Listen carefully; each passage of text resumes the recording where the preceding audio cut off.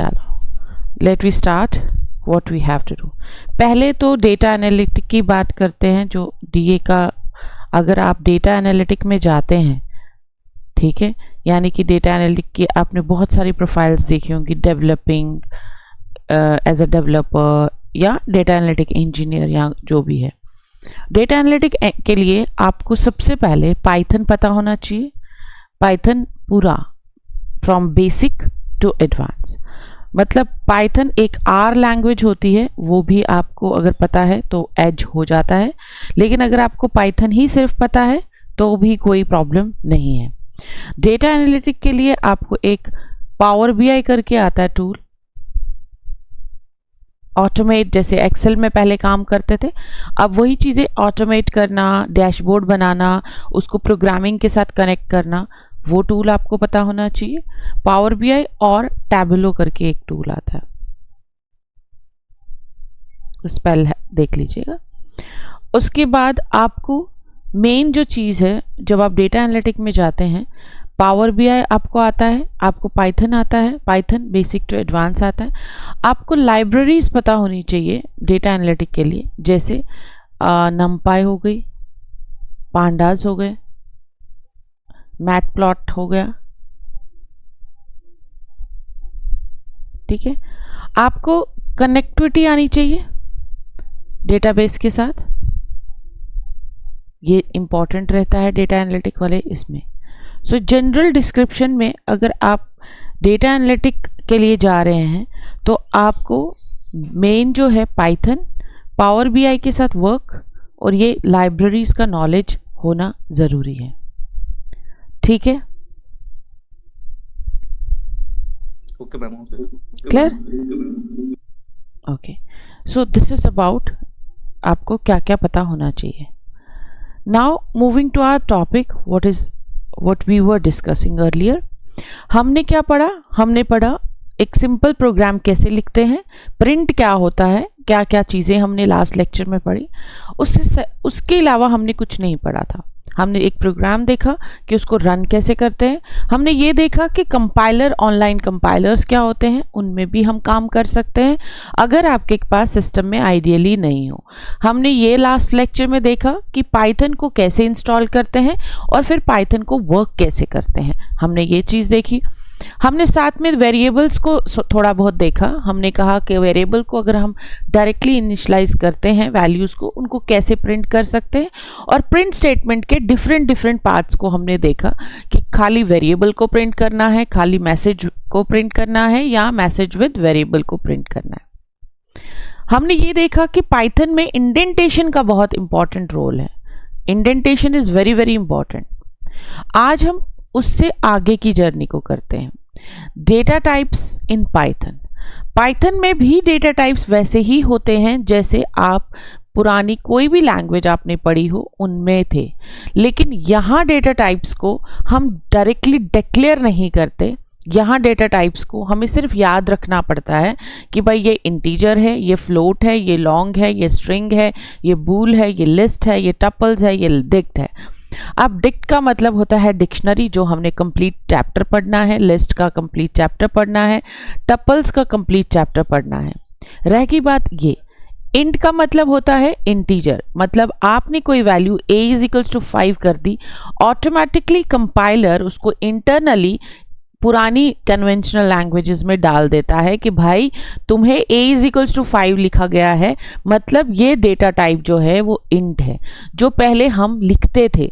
अगर सी प्रोग्रामिंग की बात करें जो पाइथन से पहले थी, क्योंकि पाइथन जो बनी है वो सी के एज पे बनी है, मतलब विद द हेल्प ऑफ सी। जैसे मुझे इंग्लिश आती है तो मैं फ्रेंच सीख रही हूँ, राइट। मुझे हिंदी आती है या संस्कृत आती है तो मैं हिंदी सीखती हूँ, राइट। सो कहने का मतलब हम किसी पुरानी लैंग्वेज के ऊपर हम नई लैंग्वेज को डेवलप कर रहे हैं। तो वही चीज़ यहाँ पे हुई है, सी के बेस पे फिर पाइथन बनी है। दैट्स द रीज़न बहुत हद तक जिन लोगों ने सी लैंग्वेज करी होती है उनको पाइथन बहुत ही ईजी लगती है। क्यों? क्योंकि ऑलरेडी सी लैंग्वेज में सब कुछ यही सब चीज़ें होती हैं। सो a = 5 हमने कहा इंटीजर है, ठीक है जी, ये ले लो। अगर हम a इज इक्वल्स टू 5.5 कर दें तो कंपाइलर इंटरनल ही उसको फ्लोट में ले लेता है। फ्लोट हमारी टेक्निकल लाइन में नव फ्लोट को डेसिमल को बोला जाता है। जो भी पॉइंट्स में आप वैल्यू लेते हैं उसको हम डेक्लेयर पुराने C++ में लिखते थे float. Float a is equals to 5.5। So float का मतलब जब भी आपको पॉइंट में वैल्यू लेनी है, लेकिन पाइथन कहता है कि अब तुमको ये देने की ज़रूरत नहीं है, मैं इंटरनली इसको फ्लोट ही लूँगा। सो एज अ डेवलपर अगर मैं आपसे ये कहूँ कि फ्लोट वैल्यू बताइए, तो फ्लोट का मतलब हुआ any value which is having a decimal. Long का मतलब होता है बाय डिफ़ॉल्ट ए जो है यानी कि इंटीजर जो है वो कुछ पर्टिकुलर रेंज तक लेता है, मे बी 10 डिजिट्स जनरली जो है वो 10 डिजिट्स तक लेता है, 8 to 10 डिजिट्स। जब आपको लॉन्ग लेना है, लॉन्ग का मतलब होता है मोर देन, जैसे आपको बिलियंस में कोई डेटा लिखना है, कुछ बड़ा डेटा लिखना है, तो इंटरनली वो उसको लॉन्ग में कन्वर्ट करता है। पर पाइथन में ये भी फैसिलिटी बहुत अच्छी है कि आपको मेंशन नहीं करना पड़ता लॉन्ग इंट। आपने लिख लिया, आपने वैल्यू इतना लंबा दे दिया, इंटरनली अब वो इंटीजर नहीं जाएगा, अब वो लॉन्ग जाएगा। उसके बाद आ जाता है str। str का ये शॉर्ट फॉर्म है स्ट्रिंग का। स्ट्रिंग मतलब आपके पास डेटा टाइप स्ट्रिंग आ जाती है। स्ट्रिंग का मतलब क्या है, यहाँ पे आपने फिर a वेरिएबल लिया, लेकिन अब की बार आप डबल कोट्स डाल दिए हैं और यहाँ पे आपने नव लिख दिया और डबल कोट्स डाल दिए। इसको अब मैं ना नंबर कहूँगी, ना इंटीजर कहूँगी, ना मैं फ्लोट कहूँगी, इसको हम डायरेक्टली एक टेक्स्ट बोलेंगे जिसको हम टेक्निकली बोलते हैं स्ट्रिंग। स्ट्रिंग दो तरह के हो सकते हैं, या स्ट्रिंग आप बोल दीजिए या एक सिंगल करेक्टर। सिंगल करेक्टर मतलब आपने ए लिखा और उसको आपको सिंगल करेक्टर बोलेंगे। लेकिन पाइथन आपको यहाँ पे एक और फैसिलिटी देता है। पाइथन कहता है कि तुम डबल कोट्स में ए लिखो या तुम सिंगल कोट्स में ए लिखो, मेरे लिए दोनों ही सेम ठीक है।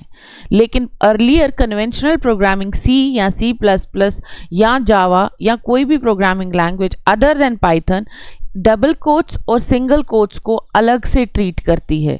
सिंगल कोट का मतलब होता है एक सिंगल करेक्टर, और मल्टीपल जब आपको लिखने हैं तो आपको डबल कोट्स में लिखना है। पाइथन कहता है कि कोई प्रॉब्लम नहीं है, यहाँ पे तुमने एनी लिखा, तुम एनी को सिंगल कोट में डालोगे तो भी मैं ले लूँगा, और एनी को तुम डबल कोट्स में डालोगे तो भी मुझे कोई प्रॉब्लम नहीं है। हम प्रैक्टिकली देखेंगे, टेंशन मत लो, राइट। सो इस तरह से ये वर्क होता है। बूल का मतलब होता है कि आपने किसी भी वेरिएबल को a is equals to true कर दिया, आपने सीधा ट्रू लिखा या आपने फॉल्स लिख दिया, तो a जो वेरिएबल है वो ट्रीट किया जाएगा कि इंटरनली वो बूल है। बूल का मतलब, इसको बूल मतलब बुलियन। बुलियन का मतलब हमारी प्रोग्रामिंग लैंग्वेज में बुलियन का मतलब होता है either it is a true और it can be a false. ठीक है। टपल्स एक कंप्लीट चैप्टर है जो स्टोर करने के लिए डेटा होता है। लिस्ट भी स्टोर करता है और डिक्ट भी स्टोर करता है वैल्यूज को। सो ये अभी के लिए इनको मत करो, बस ये याद रखो कि ये डेटा टाइप्स है, क्योंकि इनको करेंगे तो कंफ्यूज हो जाओगे। So tuple, list and dict all are different data types. अब लिस्ट क्या है, इसमें बहुत सारी वैल्यूज स्टोर होंगी। It can be same, it can be different, it can be integer, it can be float. Tuple में भी वैसा है, लेकिन इन दोनों भाइयों में कुछ डिफरेंस है जो हम देखेंगे। डिक्ट भी वैसा ही होता है, इसको डिक्शनरी बोला जाता है। डिक्ट हम शॉर्ट में बोलते हैं, ये डिक्शनरी होता है। सो ये भी स्टोर करेगा स्टोरेज के लिए।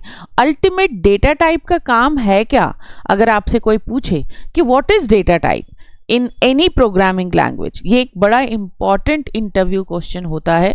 जनरली बच्चे इंटीजर लिखते हैं, बोलते हैं इंट डेटा टाइप है, कैर डेटा टाइप है, स्ट्रिंग डेटा टाइप है, फ्लोट डेटा टाइप है, बूल डेटा टाइप है, सर ये होता है या मैम ये होता है। लेकिन उसका ये कहने का मतलब नहीं होता है, जो इंटरव्यूअर आपसे पूछ रहा होता है उसका मतलब होता है डेटा टाइप है क्या चीज़। तो डेटा टाइप की डेफिनेशन होती है how much memory a variable is taking। अब कहने का क्या मतलब, अगर मैंने a इज इक्वल्स टू 5 कह दिया तो ये इंटरनली इंटीजर हो गया और इंटरनली ये 4 बाइट्स का डेटा ले लेगा। अगर मैंने for example a is equal to 5.6 कर दिया तो इंटरनली ये डेसिमल आ जाएगा। डेसिमल का मतलब होता है फ्लोट यहाँ पे, और फ्लोट जो है वो 8 बाइट लेता है, इस तरह से ये डेटा लेगा। अगर हमने a is equal to single quote में कैपिटल A दे दिया तो इसका मतलब होता है करेक्टर और स्ट्रिंग, और ये इंटरनली 1 बाइट का डेटा ले लेगा। सो कहने का मतलब है डेटा टाइप इंडिकेट करते हैं कि आपने इंटरनली मेमोरी में जाके कितना मेमोरी उस वेरिएबल ने लिया। ये क्यों है? क्योंकि हर एक को हर एक चीज़ आती है जब हम प्रोग्रामिंग करते हैं। तो कौन सा डेवलपर आपको मिनिमल मेमोरी देता है, मतलब आप एक प्रोग्राम कर रहे हैं, आप उस प्रोग्राम को कितनी मिनिमम मेमोरी में कर सकते हैं, उसको एक बेस्ट डेवलपर बोला जाता है। ठीक है जी। सो ये सारे डेटा टाइप समझ में आ गए?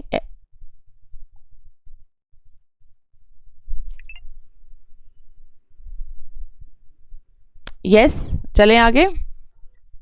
जी जी मैम।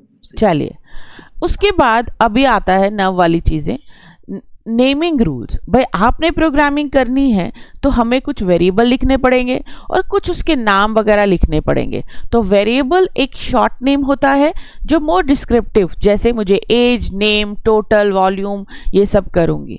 और वेरिएबल्स के कुछ रूल्स हैं, मैं ऐसे ही कुछ भी नहीं लिख सकती। वेरिएबल जो है वो स्टार्ट होना चाहिए हमेशा लेटर से और अंडरस्कोर से। मतलब आपने लिखना है वेरिएबल का नाम age is equals to 25, it is valid. आपने लिखा, आपने फॉर एग्जाम्पल यहाँ पे कैपिटल एज लिखा इज इक्वल्स टू 25, जनरली तो ये लेगा क्योंकि इसमें इसने कोई ये नहीं बोला है कि मैं कैपिटल नहीं ले सकता। ठीक है जी। अब मैं कहूँ underscore age is equals to, underscore होता है शिफ्ट और माइनस जब हम प्रेस करते हैं तो अंडरस्कोर हुआ। हमने कहा 25, ये भी वैलिड होगा। लेकिन अगर मैं 1 एज लिखूं, ये वैलिड नहीं माना जाएगा क्योंकि ये स्टार्ट हो रहा है नंबर से। या मैं माइनस एज लिखूं, ये भी वैलिड नहीं है, नंबर से स्टार्ट नहीं हो सकता, ये आपको याद रखना है। और अगर मैं ये एज लिखूं 25 और कैपिटल में एज लिखूं, ये दोनों ही डिफरेंट है क्योंकि इसमें कैपिटल है, इसमें स्मॉल है। क्योंकि हमने पहले ही बोला है कि पाइथन केस सेंसिटिव है, तो इसके लिए स्मॉल अल्फ़ाबेट और कैपिटल अल्फ़ाबेट डिफरेंट होगा। इसलिए आपको याद रखना है कि अगर आपने कोई वेरिएबल लिया है तो उसको थ्रू आउट प्रोग्राम आपने स्मॉल ही लिखना है, और अगर आपने उसको कैपिटल में लिखा है तो थ्रू आउट जितना प्रोग्रामिंग आप कर रहे हैं उसको आपको कैपिटल में ही लिखना है। तो अगर आप एक जगह स्मॉल एक जगह कैपिटल लिख रहे हैं तो कैपिटल वाला जो है वो एरर थ्रो करेगा और वो बोलेगा अनडिफाइंड वेरिएबल, कि ये वेरिएबल तो डिफाइंड है ही नहीं। क्यों? क्योंकि मेरा वेरिएबल तो ये डिफाइंड है। Right. So these are the rules कि वेरिएबल को कैसे स्टोर करना है। हमने ये भी देख लिया, हमने ये भी देख लिया, हमने अल्फा न्यूमेरिक करेक्टर का भी, alpha numeric means alphabets and numeric means 0 से लेकर 9 तक एंड अंडरस्कोर। हमने बात करी एज, और age are the 3 different variables. So ये जो है यहाँ पे 3 लिए हमने, ये और ये तीनों ही डिफरेंट वेरिएबल्स हैं। लेकिन हम इसको कैसे समझे? या तो आप इसको विजुअल स्टूडियो में कर सकते हैं या तो आप इसको विजुअल स्टूडियो ऑनलाइन कंपाइलर में कर सकते हैं। वन मोर थिंग, यहाँ पे मैं टाइप कर रही हूँ विजुअल स्टूडियो, लेकिन आप देखोगे मेरे स्क्रीन पे 2 विजुअल स्टूडियो हैं। एक है विजुअल स्टूडियो एंड एक है विजुअल स्टूडियो कोड। ये भी अगेन इंटरव्यू लेवल क्वेश्चन है। दे कैन आस्क यू कि आपने सी प्रोग्रामिंग या पाइथन प्रोग्रामिंग किस में की है, विजुअल स्टूडियो में की है या विजुअल स्टूडियो कोड में की है। तो आपको बताना है कि मैंने विजुअल स्टूडियो कोड में की है। अब क्वेश्चन रेज होता है, मैम फिर आपने क्यों विजुअल स्टूडियो इंस्टॉल किया हुआ है? मैंने इसलिए इंस्टॉल किया गया है क्योंकि C#, अगर आपने सुना होगा, .NET जो है प्रोग्रामिंग लैंग्वेज, वो विजुअल स्टूडियो 2022 जो लेटेस्ट वर्जन, उसमें मैंने काम किया क्योंकि लास्ट टाइम हम किसी .NET के प्रोजेक्ट में काम कर रहे थे। सो विजुअल स्टूडियो 2020 में आपने C# करना है। अदर सारी लैंग्वेजेस जो हैं वो विजुअल स्टूडियो कोड में। तो जनरली अगर बच्चे को नहीं पता होता है तो बच्चा विजुअल स्टूडियो ही इंस्टॉल कर देता है। तो वो नहीं करना है आपको, आपको विजुअल स्टूडियो कोड इंस्टॉल करना है। चलिए, हम यहाँ वाले प्रोग्राम में थे कहीं पे,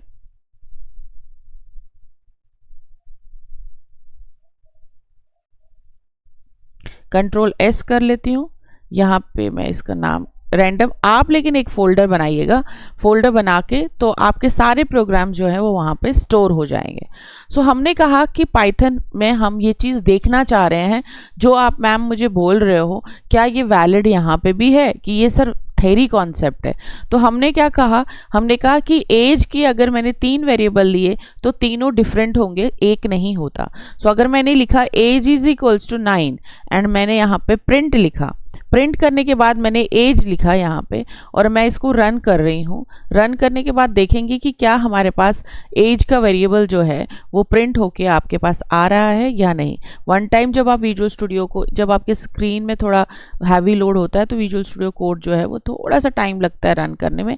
अगर आपको लगता है कि थोड़ा सा ये छोटे प्रोग्राम्स को भी रन करने में विजुअल स्टूडियो को प्रॉब्लम आ रही है तो आप ऑनलाइन कंपाइलर में भी काम कर सकते हो।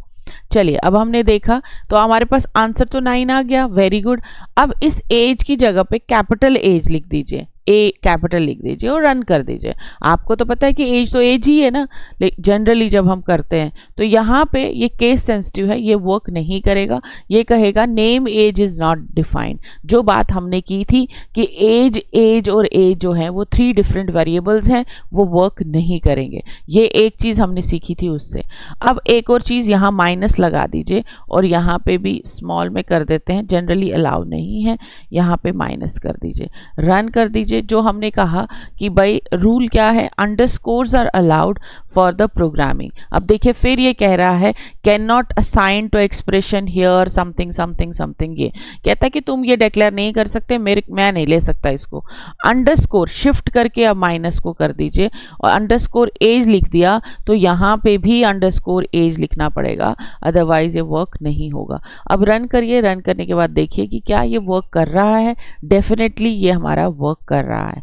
उसके बाद हमने एक और चीज़ देखी कि हम कैपिटल स्मॉल जैसा भी है ठीक है, हम नंबर नहीं ले सकते स्टार्ट में। अगर हमने 1 एज लिख दिया तो ऑब्वियस सी बात है हमें डिक्लेयर भी तो वही करना पड़ेगा, 1 एज लिखेंगे, लेकिन तुरंत लिखते ही इसका कलर रेड हो गया है तो ये तो एरर यहीं से बता रहा है। लेकिन फिर भी अगर हम इसको रन करके देखना चाहें तो ये कहेगा कि इनवैलिड डेसिमल लिटरल, लिटरल होता है जो भी आप वेरिएबल्स डालते हैं, कुछ भी डालते हैं उसको हम लिटरल्स बोलते हैं, राइट। सो आपने यहाँ पे नहीं डालना है नंबर। बट अब क्वेश्चन ये है कि अब आपका और क्या रूल होना चाहिए कि आप क्या कर सकते हो। आप सिंपल नाम लिख सकते हो, आप अंडरस्कोर कहीं पे भी लगा सकते हो। आप लिखोगे as underscore student, you can't put a space here, you can't put space but you can put underscore। आप age underscore student यहाँ पे भी लिख लीजिए।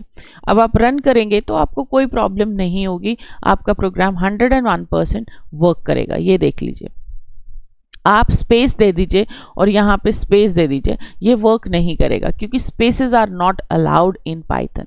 सो आपने ये भी ध्यान में रखना है। So these are the things which you have to always and always remember of. आप न्यूमेरिक लिखना चाहते हैं तो आप यहाँ लिख दीजिए एज 9, यहाँ पे भी जैसे होते हैं ना नाम एज 9।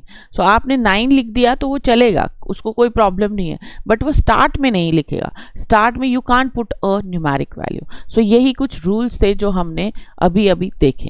क्लियर है, ये समझ में आया? अगर मैम इसमें हमने कोई लेटर्स लिखनी हो या कोई नाम लिखना हो फिर किसमें बेटा? वेरिएबल के अंदर हाँ लिख सकते हैं ना, आपने लेटर्स लिखना है, नाम लिखना है, कहाँ पे? यहाँ पे। अच्छा बीच में आप कह रहे हो कोई नेम लिखना है ऐसे? जी जी हाँ, तो वो स्ट्रिंग डेटा टाइप हो गया। करते हैं अभी वही। देखिए हमने a इज इक्वल्स टू 9 लिखा और हमने इसको प्रिंट कर दिया।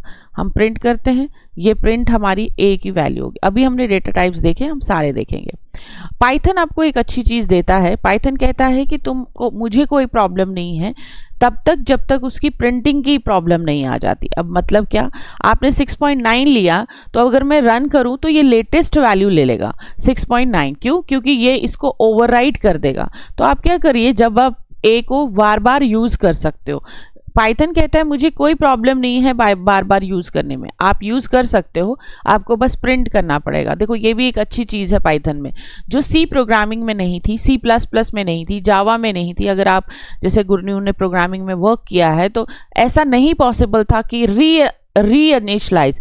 That's the reason Python is so popular. आपको बार बार वेरिएबल्स याद रखने की ज़रूरत नहीं है। अगर आपको चाहिए वहीं पे प्रिंट करना है आप कर सकते हैं, नया वेरिएबल लेने की ज़रूरत नहीं है। आप सेम वेरिएबल को बार बार डिफरेंट टाइप के वेरिएबल्स के साथ वर्क करा सकते हैं। अब आपने a is equals to double quotes कर दिया, आपने नव लिख दिया, अब आप इसको इसमें लिख दो और आप प्रिंट कर दो। यहाँ पे प्रिंट करने के बाद आप देखो यहाँ पे a को आप प्रिंट कर रहे हो गया, ये भी डन है।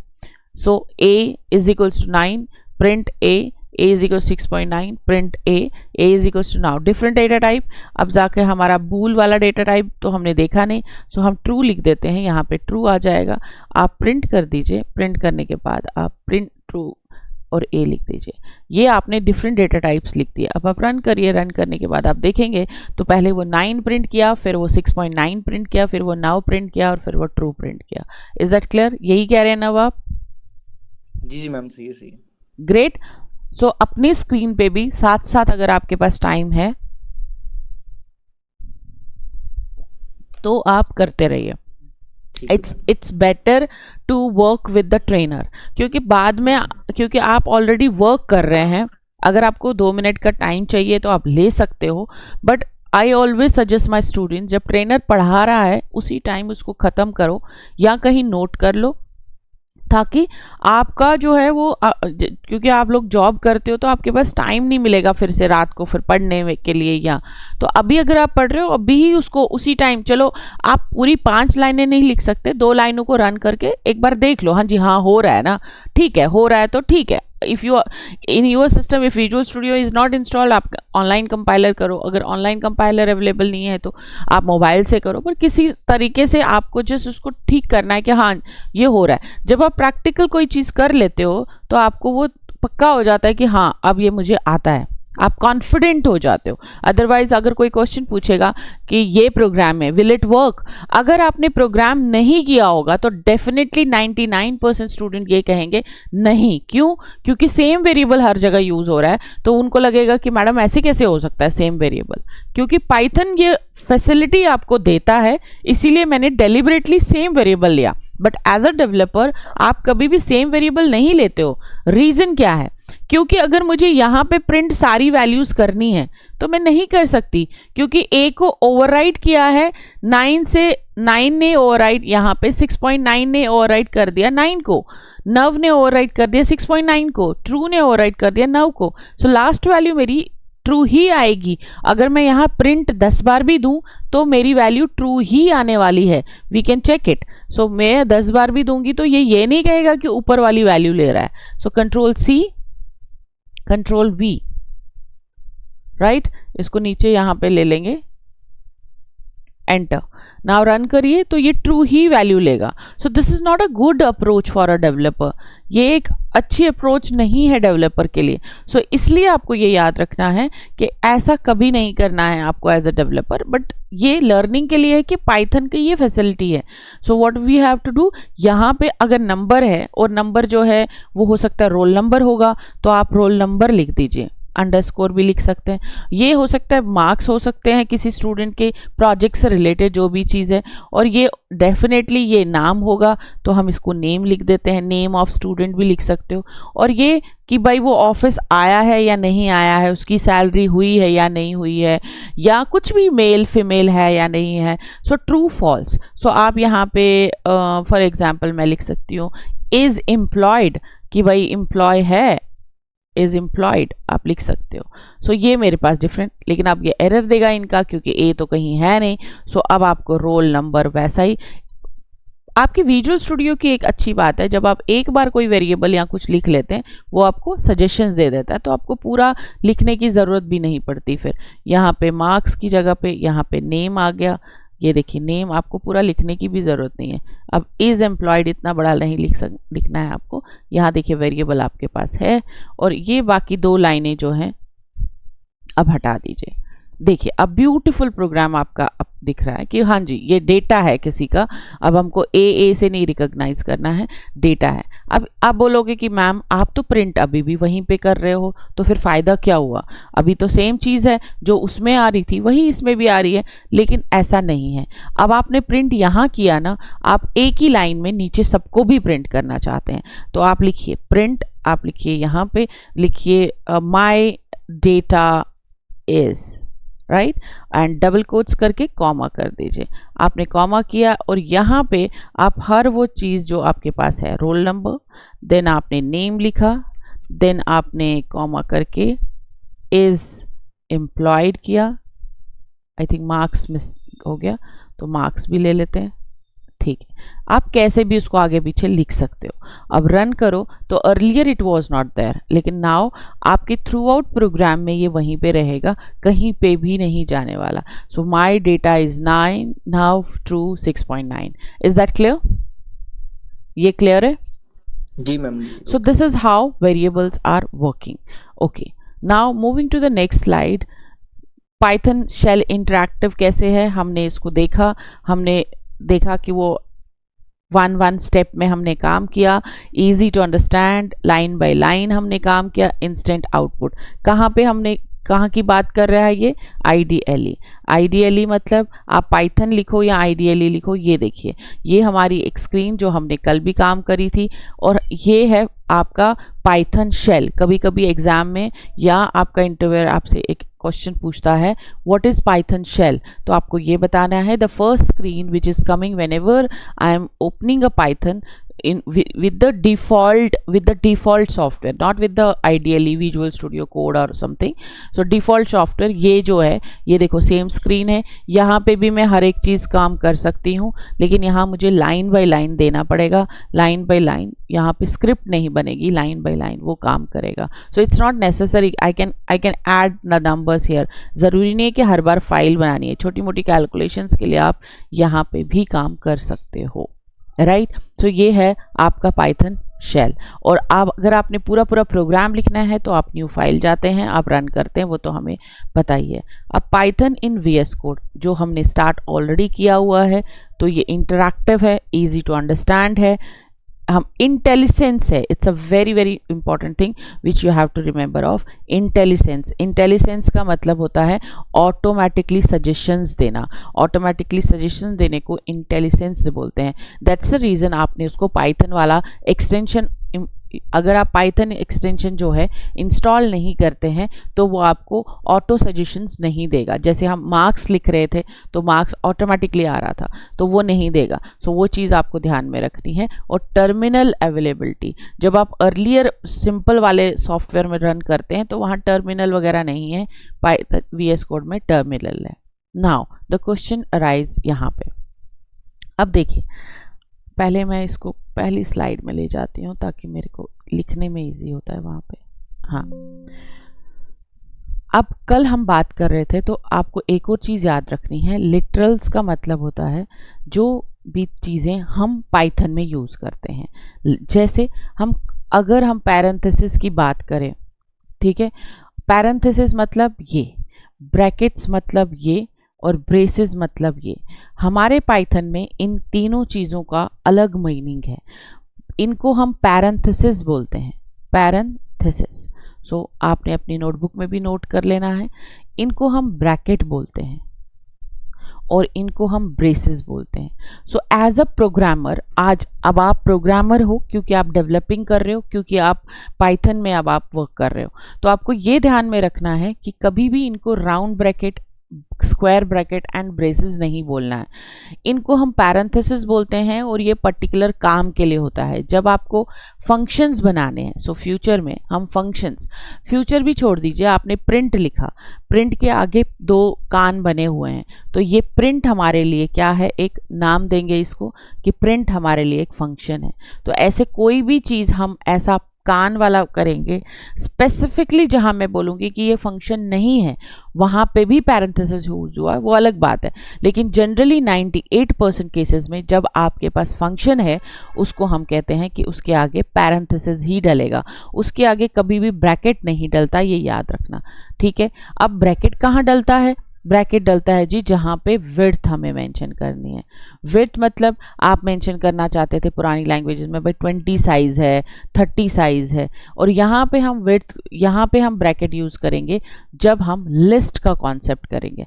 लिस्ट को जब हम लिस्ट में कुछ वैल्यूज़ को हम डिक्लेयर करेंगे तो उस टाइम पे हम ब्रैकेट का यूज़ करेंगे, अदरवाइज जनरली हम यूज़ नहीं करते। ब्रेसेस यूज़ करते हैं जनरली प्रोग्रामिंग में जहाँ ओपनिंग होती है एंड क्लोजिंग होती है, ठीक है। मगर पाइथन कहता है मुझे कोई ब्रेस नहीं चाहिए, नो ब्रेसेस। आप पाइथन में कोई ब्रेस नहीं देखोगे, ये जनरल प्रोग्रामिंग की बात है। पाइथन में braces are not there generally. कहाँ पे? सिंपल प्रोग्रामिंग में। लेकिन अब ब्रेसेस यहाँ क्यों पढ़ा रहे हैं फिर? क्योंकि ब्रेसेस को हम करेंगे जब हम डिक्शनरी पढ़ेंगे। डिक्शनरी के लिए ब्रेसेस का होना ज़रूरी है। डिक्शनरी में देखेंगे कि ब्रेसेस कहाँ पे यूज़ हो रही हैं, ठीक है। सो जनरल प्रोग्रामिंग जो चाहे सी ले लो, चाहे C++ ले लो, चाहे जावा ले लो, चाहे आप कोई C# ले लो, सो इनका काम जो था यही था, फंक्शन विड्थ होना, लिस्ट नहीं था तब। लेकिन पाइथन यहाँ ऐड ऑन कर रहा है कि यहाँ मैं लिस्ट में यूज़ होऊंगा, और यहाँ ऐड ऑन कर रहा है कि यहाँ पे मैं ब्रेसेस में यूज़ होऊंगा। ये क्लियर है? जी मैम, क्लियर है। चलो जी, वेरी गुड। नाउ आ जाता है अब नेक्स्ट थिंग आ जाती है, एक चीज़ जो आपने बड़ी बार सुना होगा, एक्सप्रेशन। फिर हम प्रोग्राम पे जा सकते हैं ना, और एक होता है statement. Again an interview level question. अगर आप फ्रेशर जा रहे हैं तो एक्सपेक्टेड है कि इंटरव्यूअर आपसे ये क्वेश्चन ज़रूर पूछेगा, what is the difference between expression and statement. हम एक्सप्रेशन देते हैं वो अलग चीज़ है, वो हो गया फेशियल एक्सप्रेशंस एंड ऑल। यहाँ पे एक्सप्रेशन किसको बोलते हैं और यहाँ पे स्टेटमेंट किसको बोलते हैं? एक्सप्रेशन होता है, याद रखना, एक्सप्रेशन होता है जैसे आपने a+b कर दिया, या आपने a greater than 5 कर दिया, या आपने a<7 कर दिया। ये जब आप वैल्यू ऐसे लिखते हो जो इवैल्यूएट नहीं हो रही, इसको हम कहते हैं एक्सप्रेशन। जो बस लॉजिक आपने लिखा है, ठीक है। लेकिन जब हम इसको इवैल्यूएट करते हैं, हमने कहा प्रिंट a+b, तो हमको ये एक वैल्यू देगा, यानी कि एक्शन कर रहा है ये। सो इसको हम कहते हैं, ये क्या हो गया हमारे लिए? स्टेटमेंट हो गया, ठीक है जी।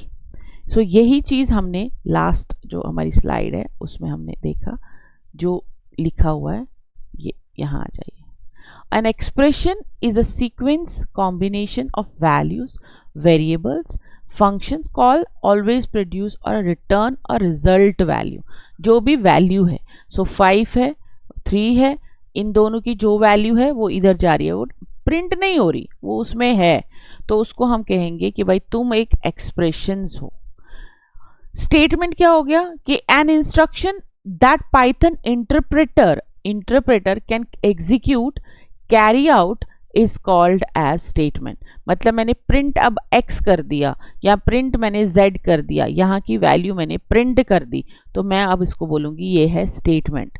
एग्जाम में ये क्वेश्चन बहुत कंफ्यूजिंग सा लगता है कि expression is what? Is a combination of values, operators है बीच में, वैल्यू है, वेरिएबल्स हैं, उन सबको मिला के जो चीज़ बनी उसको हमने कहा एक्सप्रेशन। लेकिन उसी एक्सप्रेशन को अगर मैंने एग्जीक्यूट कराया, याद रखिएगा एग्जीक्यूट, जब मैं उसको एग्जीक्यूट कर रही हूं तो उसका मतलब है कि अब वो एक्सप्रेशन नहीं रहा, अब वो स्टेटमेंट हो गया। ये समझ में आया? जी ma'am. So this is again the difference which is there for the expression and the statement. Now if we just go here, what are the different things which we can do with the program? कौन सा ऐसा programme है? ये हमने एक different type का programme कर लिया जिसमें हमने देखा कि 3 डिफरेंट टाइप का डेटा है, एक इंटीजर है, एक करेक्टर है, एक फ्लोट है और बुलियन है। हमने चारों डेटास देख लिए और हमने इसको प्रिंट भी कर दिया। What are the other programs which we can do in the beginner level, जो हमें करना चाहिए? सो इसको हम कमेंट कर देते हैं।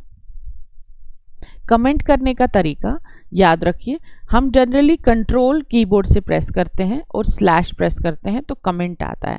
हर कमेंट का मतलब वो चीज़ जो प्रिंट नहीं होती है, जो एरर नहीं देता। अगर मैं यहाँ पे ऐसा कुछ लिखूँ और रन करूँगी तो ये एरर देगा, क्योंकि ये ना प्रोग्रामिंग का पार्ट है और ना ये आपने बंद करके रखा हुआ है कि भाई ये डॉक्यूमेंटेशन का पार्ट है। तो जब मैं इसको रन करूँगी प्रोग्राम को, तो ये डेफिनेटली एरर देगा कि ये लिखा क्या है, ये वेरिएबल है क्या लिखने चाह रहे हो। तो अगर आपने वेरिएबल लिखा है तो ठीक है, उसको असाइन कर दो वैल्यू, नहीं तो उसके आगे शिफ्ट डाल दो। शिफ्ट आप कैसे कर सकते हो, शिफ्ट प्लस हैश करोगे तो हैश का साइन आपको मिल जाएगा। लेकिन अगर शॉर्टकट करना है आपको, बहुत सारी मल्टीपल लाइंस हैं जिनको काम कराना है, तो ये याद रखिए, किसी भी प्रोग्रामिंग में कंट्रोल और प्लस साइन स्लैश करते हैं तो वो अपने आप ही कमेंट्स कर देता है। चाहे आप, कमेंट का मतलब होता है कि वो ऐसी चीज़ जो आपके एग्जीक्यूशन में नहीं आएगी, आपके एग्जीक्यूशन में आप प्रॉब्लम नहीं करेगी। जैसे आप डॉक्यूमेंटेशन बनाते हो कि भाई ये क्या चीज़ है क्या नहीं है। सपोज करिए मैंने एक मैसेज लिखा, write a program to display sum, subtraction, very beginning program, multiplication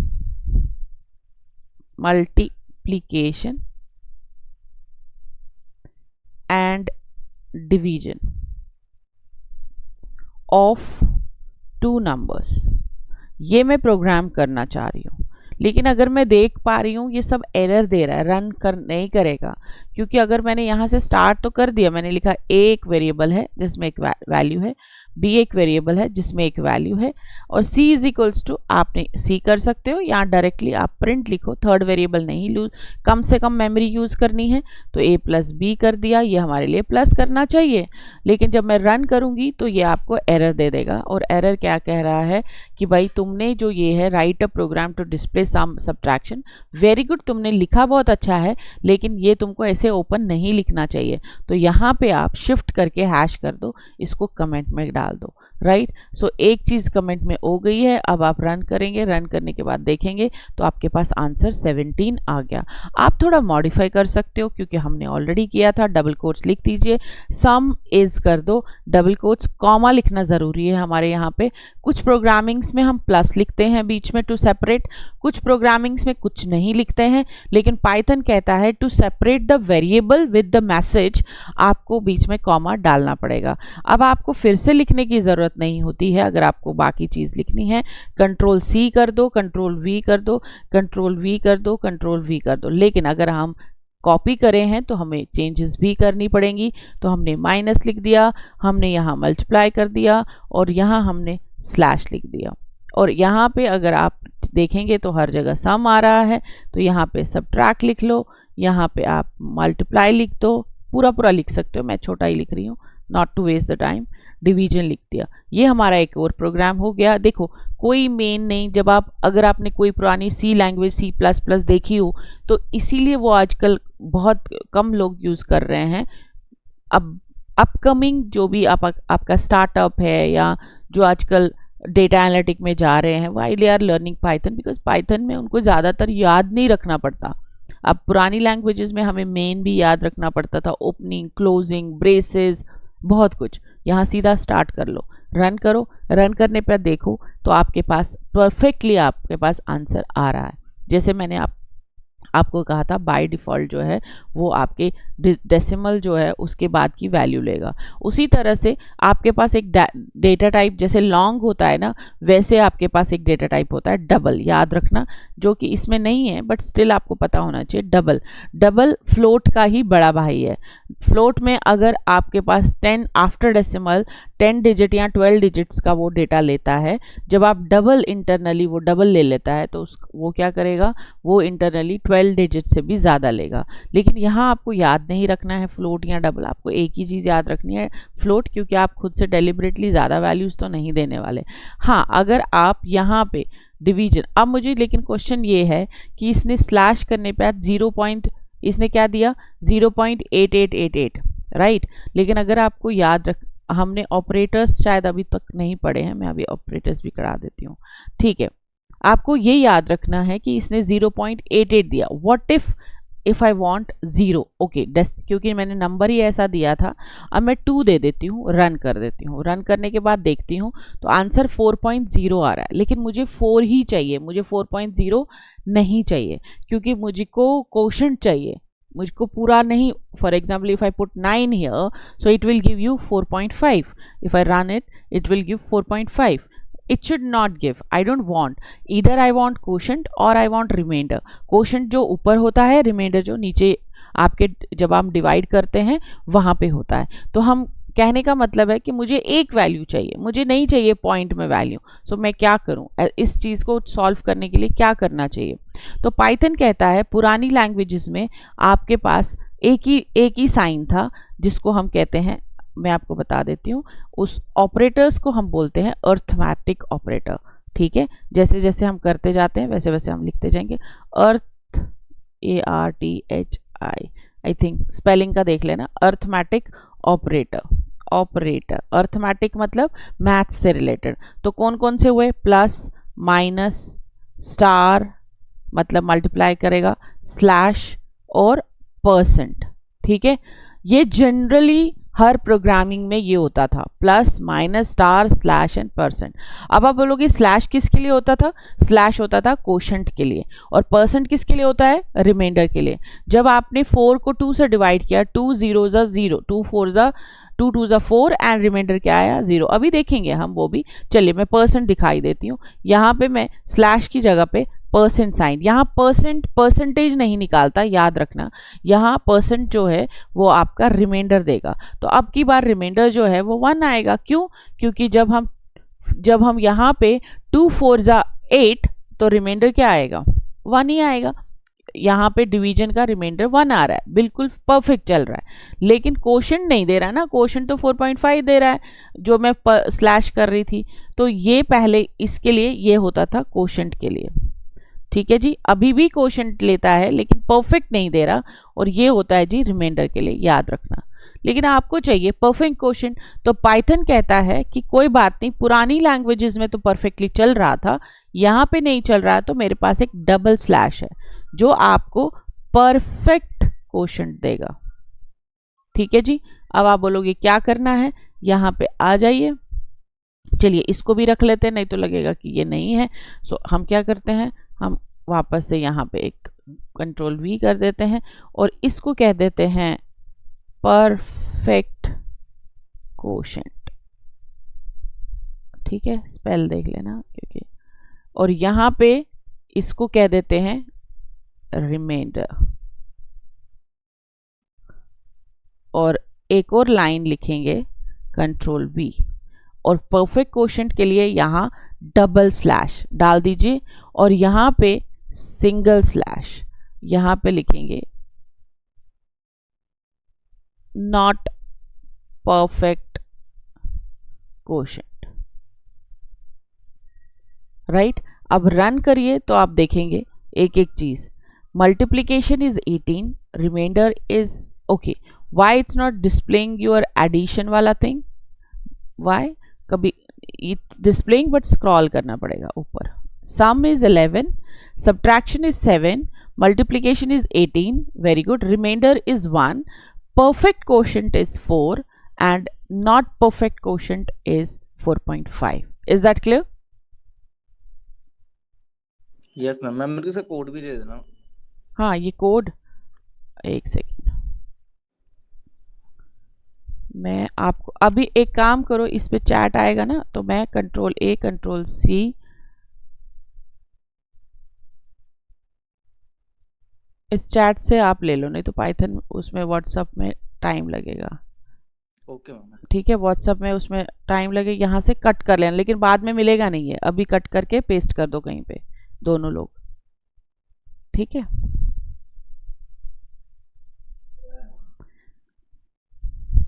ये क्लियर हुआ? इसमें कोई प्रॉब्लम है Gurnoor? No ma'am. Yes ma'am, clear है. तो इस तरह से अगर आप एक एक चीज बारीकी से पढ़ते हो ना, ऑनेस्टली मैं बताऊं, कभी भी आपको कोई प्रॉब्लम नहीं होगी।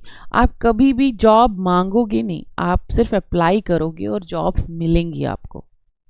आप फिर कॉन्फिडेंट होते हो, आप कहते हो यार मेरे को तो सब आता है, मैं क्यों ही मतलब ऐसे कर रहा हूँ, ठीक है यहाँ नहीं तो यहाँ अप्लाई करूँ, यहाँ नहीं तो अप्लाई करूँ, क्योंकि आपके कोर कॉन्सेप्ट्स क्लियर होते हैं।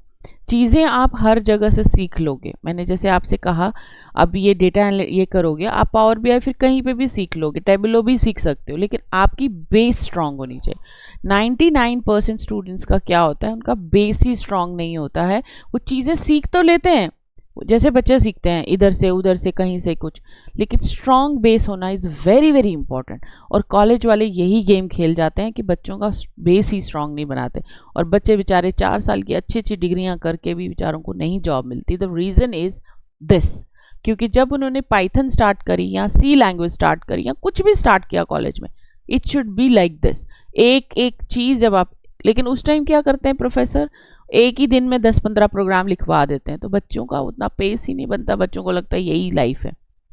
और बच्चा भी उस टाइम उस मूड में होता है, उसको लगता है कि आगे पढ़ लूँगा आगे पढ़ लूँगा, आगे फिर कभी होता ही नहीं। ठीक है जी, A=9 B=2, ये हमने हमारा काम हो गया। Very good. अब आप और क्या सोच सकते हो, और लॉजिक बिल्डिंग हम क्या कर सकते हैं, तो हम क्या करते हैं, पहले इसको हम कर देते हैं कमेंट। देखो ये हमारे को फैसिलिटी है कि हम एक ही फाइल बना लें, बार बार न्यू फाइल करने की ज़रूरत नहीं है। अब सपोज करिए मैं फिर वापस से एक प्रोग्राम लिखती हूँ, write a program to display, okay, display name,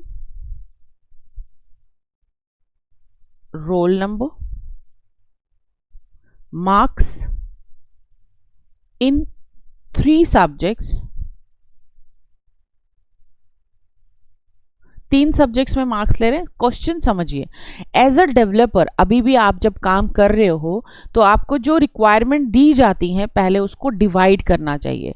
अभी भी अगर आप लोग जहाँ पे भी जो भी काम कर रहे हो, जो भी काम मिलता है उसको पहले समझो कि मुझे मिला क्या काम है, उसको फिर डिवाइड करो। डिवाइड करने के बाद पहला टास्क स्टार्ट करो, फिर से अगला, इकट्ठा सारा नहीं करना होता है। यही है डेवलपर्स की approach. So write a program to display name, roll number, marks. तो एक टास्क तो डिस्प्ले का है, इन मार्क्स इन 3 सब्जेक्ट्स, ये अलग है, इसको कॉमा कर लो, नहीं तो ये एक ही लगेगा। एंड मार्क्स इन 3 सब्जेक्ट्स बोला है, ठीक है, display name, roll number, marks in 3 subjects, ठीक है, marks in 3 subjects, percentage and calculate कभी कभी परसेंटेज के स्पेल क्या होंगे, हमें कभी कभी कोई चीज़ ऐसी, मुझे बड़ी बार होता है कि मैं वर्ड लिखती हूँ और मुझे लगता है कि मैं गलत लिख रही हूँ। Percentage, calculate percentage for marks, ठीक है जी। आप घर जाते हो, आप अपने जब छोटे थे आप बोलते थे मेरा रोल नंबर ये है, मेरे इन मैथ्स में इतने हैं, हिंदी में इतने हैं, इंग्लिश में इतने हैं, पंजाबी में इतने, ये, लेकिन आपसे पूछा जाता था परसेंटेज कितनी है, तो फिर आप क्या करते थे, तीनों सब्जेक्ट्स को जोड़ते थे, डिवाइड बाय जितना मार्क्स है उतना करते थे, मल्टीप्लाइड बाय 100, और वो आपकी परसेंटेज निकल जाती थी, है ना। वही अब हम खुद नहीं करेंगे, हम फॉर्मूला लगा देंगे और वो काम हमारा सिस्टम करेगा।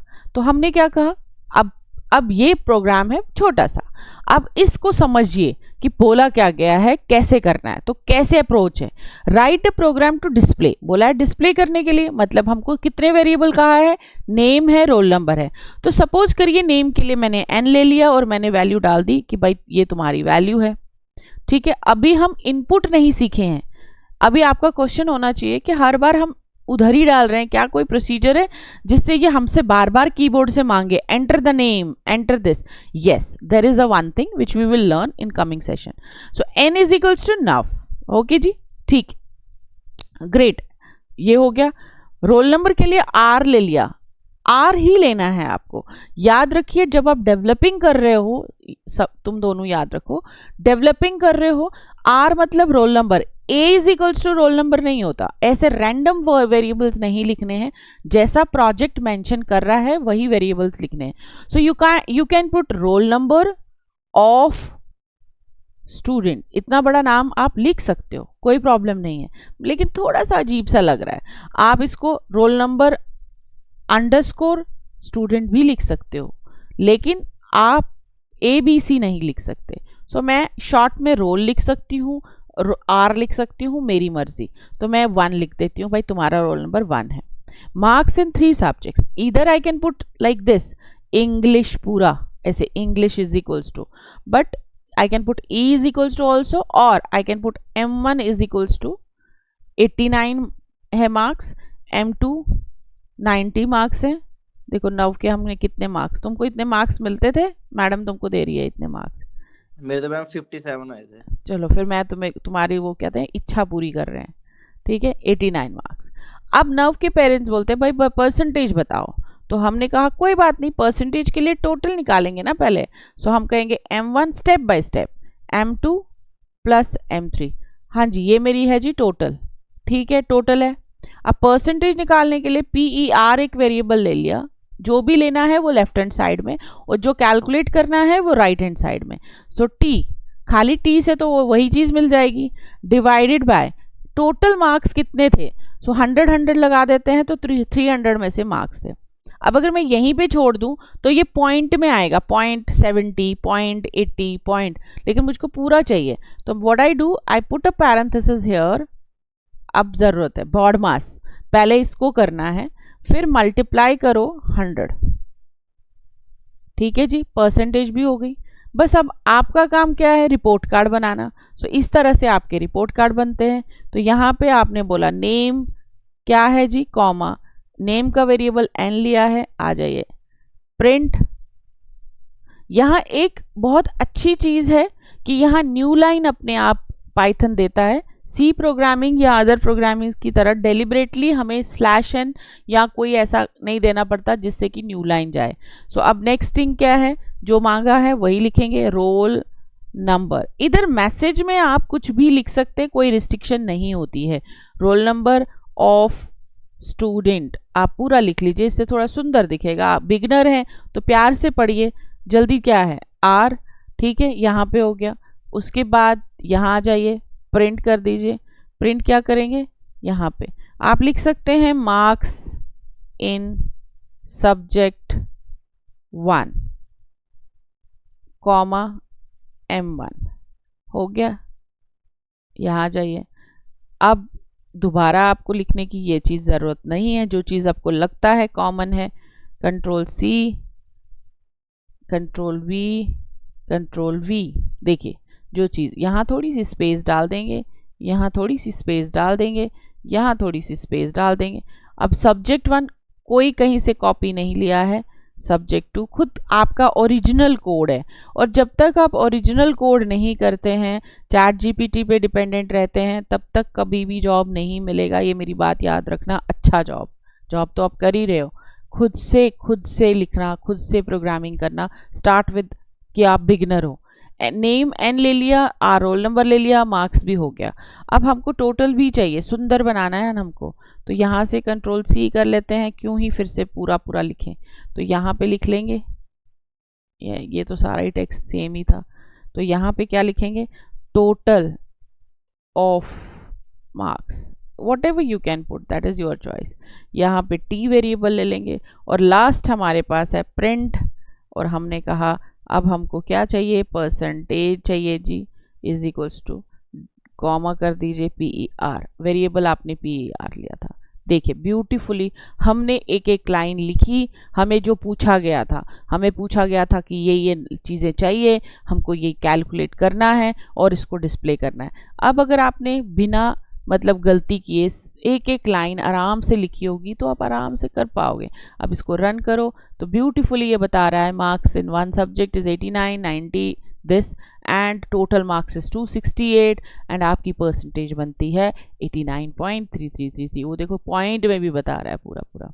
ठीक है, तो इस तरह से आपको कोई भी क्वेश्चन पकड़ना है, और उस क्वेश्चन को, ये तो हो गया अभी बिगनर्स का। फिर आगे आ जाता है कंडीशनल्स जो हम पढ़ेंगे, बहुत सारी चीज़ें, आपको बहुत आगे जाना है। अभी तो ये आपकी पूरी जर्नी का 0.1 बोल सकते हो, 1% भी नहीं, 0.1 में। सो ये चीज़ है सो ये आपका हो गया कि सिंपल प्रोग्रामिंग्स को कैसे करना है। इस टाइप की प्रोग्रामिंग को बोला जाता है, याद रखना, सीक्वेंस प्रोग्रामिंग। क्या बोलते हैं? सीक्वेंस। सीक्वेंस मतलब जो जो चीज़ आपको आ रही है वैसे वैसे आप लिख रहे हो, उसमें कोई कहीं पे कंट्रोलिंग नहीं है कि भाई ये लिखना है कि ये लिखना है, इसको 4 बार घुमाना है, ऐसा कुछ नहीं आया। Simple simple programming. और इस टाइप की प्रोग्रामिंग, कोई भी प्रोग्रामिंग जो है वो 3 टाइप की प्रोग्रामिंग में डिवाइड होती है। सीक्वेंस, फिर आ जाता है आपका सीक्वेंस वाला सिलेक्शन, एंड फिर आता है इटरेशन यानी कि लूप्स। पहले सीक्वेंस मतलब सिंपल सिंपल, फिर हो गया आपका सिलेक्शन मतलब 2 चीज़ों में से मुझे ये चाहिए, मुझे ये नहीं प्रिंट कराना, ये प्रिंट कराना, ऐसा नहीं करना, वैसा करना है। सो ये चीज़ भी हम प्रोग्रामिंग में करेंगे। So this is all about how we can write a program. Clear हुआ? ये क्लियर हुआ? इसमें मैम मेरा एक क्वेश्चन है, जैसे हमने पी आर वेरिएबल के अंदर पैरेंथेसिस जो दिया उसके साथ, वो हमने पैरेंथेसिस के अंदर क्यों दिया हुआ है? वैसे नहीं लिख सकते क्या? Very good, very good. अब आप मैथ्स अगर आप करे हैं, जनरली जब हम इसको रन करते हैं, अभी हम इसको रन करेंगे तो कभी कभी क्या होता है कि कंपाइलर बाय डिफ़ॉल्ट ठीक ले लेता है, कभी कभी कंपाइलर जो है वो, अभी देखो मेरे केस में यहाँ बिल्कुल ठीक ले रहा है, कभी कभी आपके केस में कहीं पे ये गड़बड़ करता है। क्या करता है? 300 को मल्टीप्लाई कर देता है 100 से पहले। मैथ्स, बॉड मास, ब्रैकेट्स। तो दैट्स द रीजन हम उसको प्रिकॉशनरी कहते हैं कि पहले इसको कैलकुलेट करो। तो पैरेंथेसिस ने उसको पहले बंद कर दिया ना। तो हमने जो मैथ्स में बॉड मास पढ़ा हुआ है कि पहले ब्रैकेट को सॉल्व करो, जो आंसर आएगा फिर मल्टीप्लाई करो। तो अगर नहीं आ रहा है तो इट्स नॉट मैंडेटरी, क्योंकि ब्रैकेट्स, पैरेंथेसिस और ब्रेसेस का कम से कम यूज है आपके पाइथन में। तो नहीं आ रहा है तो भी आपका ये क्वेश्चन 100% वैलिड है। समझ में आया? जी जी मैम, ठीक है ठीक ठीक है बेटा। So this is how your actual programming you are going to work in Python. लेकिन ये प्रोग्रामिंग नहीं है, आपने पाइथन में जाके सम ऑफ 2 नंबर्स और परसेंटेज नहीं करना है, उससे डेवलपर नहीं बनने वाले हो। This is a alphabet A of your ABC। So ABC पूरा Z तक सीखना होता है, फिर वर्ड्स बनाते हैं, फिर हम सेंटेंसेस बनाते हैं, फिर हम पैराग्राफ बनाते हैं, फिर हम लेसन बनाते हैं, फिर आप छोटे छोटे पैसेजेस बनाते हो, फिर आप ऐसे लिखते हो, फिर आप बुक लिखते हो। तो आपको बुक लिखनी है, तो उसके लिए अभी हम अल्फ़ाबेट ए लिख समझ रहे हैं। समझिए, आपकी ABCD का अल्फ़ाबेट A है, अभी तो बहुत पढ़ना है। तो ये नहीं आएगा आपका डेवलपर में, आप एज अ फ्रेशर जाओगे और आप बोलोगे वहाँ सम ऑफ 2 नंबर करने को मिलेगा, no. But this will enhance. अगर हमने क्लास 1 ना पढ़ी होती, आज हम सोचते हैं क्लास 10 का क्या फ़ायदा हुआ, क्लास 11 का क्या फ़ायदा हुआ, क्लास 12 का फ़ायदा क्या हुआ, लेकिन अब ग्रेजुएशन कर लेते हैं तो फिर बोलते हैं ग्रेजुएशन का भी क्या फ़ायदा हुआ। लेकिन आपका जो ब्रेन अभी आप जो काम कर रहे हो वो आप उन्हीं क्लासेस की वजह से डेवलपमेंट है। आप किसी एक बंदे को रख लो जिसने कुछ पढ़ाई नहीं की हुई हो और आप हो, सेम ही हो, सेम ही मतलब घर में हो, दोनों 2 लोग हैं जिन्होंने पढ़ाई, एक भाई ने पढ़ाई नहीं की, एक ने की। तो एक बोलता है मैंने पढ़ के क्या कर लिया और एक ने बोला मैंने नहीं पढ़ा। दोनों में आपको डिफरेंस लगेगा, ऐसा नहीं है। आपकी ब्रेन, आपका सोचने का तरीका, आपका जो अभी जो आप पढ़ोगे वो आपको, अब हम डायरेक्टली आप ऐसे नहीं बना सकते। आपको अल्फ़ाबेट्स पता होंगे तो ही आप DHIS दिस लिखोगे। अब अगर आपको यही नहीं पता T कहाँ लिखना है, H कहाँ लिखना है, I कहाँ लिखना है, right. So these are the things which you have to always. And अगर आपने दोनों ने रियली आप लोगों ने इसी तरह से ऑनेस्टी से पढ़ा ना, तो आप देखना कितना डिफरेंस लगेगा आपको आफ्टर 4 मंथ्स। आपको लगेगा यार टोटली वेयर वर वी और अब हम कहाँ पे हैं। स्पेशली आप तो न्यू हो, आपके लिए तो चलो ये न्यू ही होगा, even for Gurnoor also. Gurnoor, क्या डिफरेंस लग रहा है कुछ? Yes ma'am. मुझे मैम 3-4 टास्क चाहिए होगी इसके।